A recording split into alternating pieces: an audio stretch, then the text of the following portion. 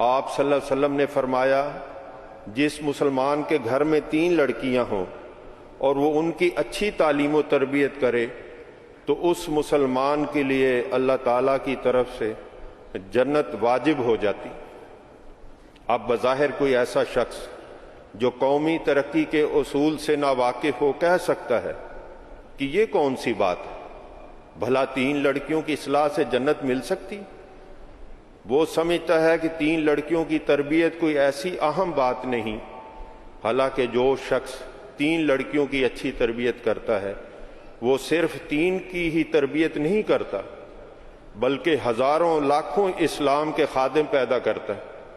کیونکہ وہ لڑکیاں اچھے لڑکے پیدا کرنے کا موجب بنیں گی اور وہ لڑکے اسلام کے لیے اچھے قربانی کرنے والے ثابت ہوں گے۔ خاکسار نے اس تقریر کی ابتدا میں جو آیت قرآن کریم کی تلاوت کی ہے اس کی تفسیر میں حضرت خلیفۃ المسیح ثانی المصلح الموعود رضی اللہ تعالیٰ عنہ فرماتے ہیں رحمان کے بندوں کی ایک یہ بھی علامت ہے کہ وہ دعا کرتے ہیں کہ اے ہمارے رب ہمیں اپنی بیویوں اور اولادوں کی طرف سے آنکھوں کی ٹھنڈک عطا فرما اور ہمیں متقیوں کا امام بنا۔ افسوس ہے کہ مسلمانوں نے اپنے دور اقتدار میں اس دعا کو نظر انداز کر دیا اور وہ اپنی آئندہ نسلوں کی تربیت سے غافل ہو گئے، جس کا نتیجہ یہ ہوا کہ ایک ایک کر کے تمام حکومتیں ان کے قبضے سے نکل گئی اور اغیار نے ان کے ملکوں پر قبضہ کر لیا۔ اگر مسلمان اپنے دور حکومت میں ان بلند اخلاق کے حامل رہتے جن کا اس صورت میں ذکر کیا گیا ہے اور وہ رات اور دن اللہ تعالیٰ سے دعائیں کرتے رہتے کہ خدایا ہمیں ایسی اولاد عطا فرما جو ہماری آنکھوں کے لیے ٹھنڈک کا موجب ہو، اور وہ اپنی آئندہ نسلوں کی نیک تربیت سے کبھی غافل نہ ہوتے، تو وہ نالائق بادشاہ امت محمدیہ میں کیوں پیدا ہوتے جنہوں نے تخت و تاج کو اپنی عیاشیوں کی نظر کر دیا، اور وہ حکومتیں جو ان کے آباء و اجداد نے بڑی بڑی قربانیوں کے بعد حاصل کی تھیں ان کو اپنی بد کرداریوں سے ضائع کر دیا۔ یہ تنزل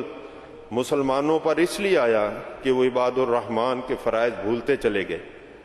اور جب انہوں نے خدا تعالیٰ کو بھلا دیا تو خدا بھی انہیں بھول گیا اور اس نے انہیں تاج و تخت سے محروم کر دیا۔ بے شک جو کچھ ہوا نہایت افسوسناک ہے، لیکن اگر آئندہ کے لیے ہی مسلمان عبرت حاصل کریں اور اپنی آئندہ نسلوں کی تربیت کی طرف توجہ کریں اور خدا تعالیٰ سے دعائیں کرتے رہیں کہ وہ ان کی زندگی میں بھی اور ان کی موت کے بعد بھی ان کی نسلوں کو نیکی پر قائم رکھے اور ہمیشہ ان کا وجود ان کے لیے آنکھوں کی ٹھنڈک کا موجب بنے، تو اب بھی وہ اپنی کھوئی ہوئی متاع کو دوبارہ حاصل کر سکتے ہیں۔ پس انہیں اپنی ہمتوں کو بلند کرنا چاہیے اور مایوسی کو اپنے قریب بھی نہیں آنے دینا چاہیے، کیونکہ اللہ تعالیٰ نے اس آیت میں بتایا ہے کہ مومن چھوٹی چھوٹی باتوں پر راضی نہیں ہوتا بلکہ وہ لیڈر اور امام بننے کی دعا کرتا ہے۔ مگر کن کا امام؟ متقیوں کا امام، غیر متقیوں کا نہیں۔ ممکن ہے بعض لوگوں کے دلوں میں یہ خیال پیدا ہو کہ ہر شخص کس طرح لیڈر اور امام بن سکتا ہے، سو انہیں یاد رکھنا چاہیے کہ اگر مرد کوشش کرے کہ میری بیوی دین سے واقف ہو، نماز روزہ کی پابند ہو، دینی کاموں میں حصہ لینے والی ہو، بچوں کی نیک تربیت کرنے والی ہو، تو مرد امام ہوگا اور بیوی مامون۔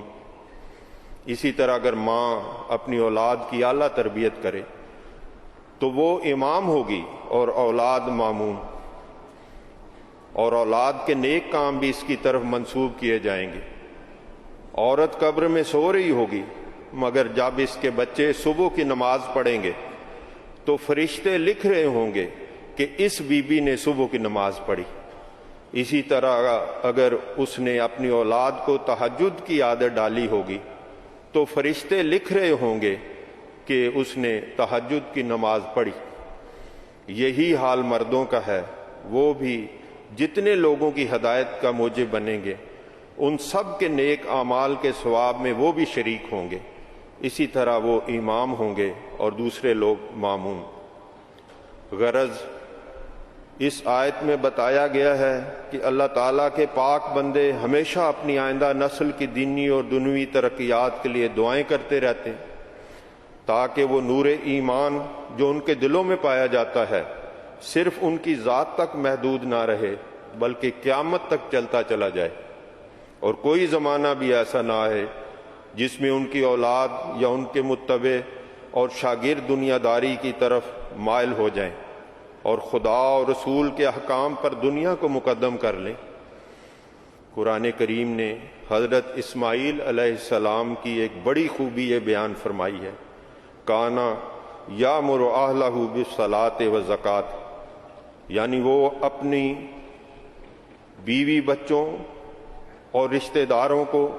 نماز اور زکوٰۃ کی تاکید کیا کرتے تھے تاکہ خدائے واحد کی حکومت دنیا میں ہمیشہ قائم رہے اور ہمیشہ کے لیے نماز اور زکوٰۃ کا سلسلہ جاری رہے۔ اور یہی ہر مومن کا کام ہے اور اس کا فرض ہے کہ جہاں وہ اپنی اولاد کی نیک تربیت سے کبھی غافل نہ ہو وہاں وہ اللہ تعالیٰ سے دعائیں بھی کرتا رہے اور خود ان کا معلم بنے اور انہیں اس قابل بنائے کہ وہ ہمیشہ اسلام کا جھنڈا اونچا رکھیں اور محمد رسول اللہ صلی اللہ علیہ وسلم کا نام بلند کرتے رہیں۔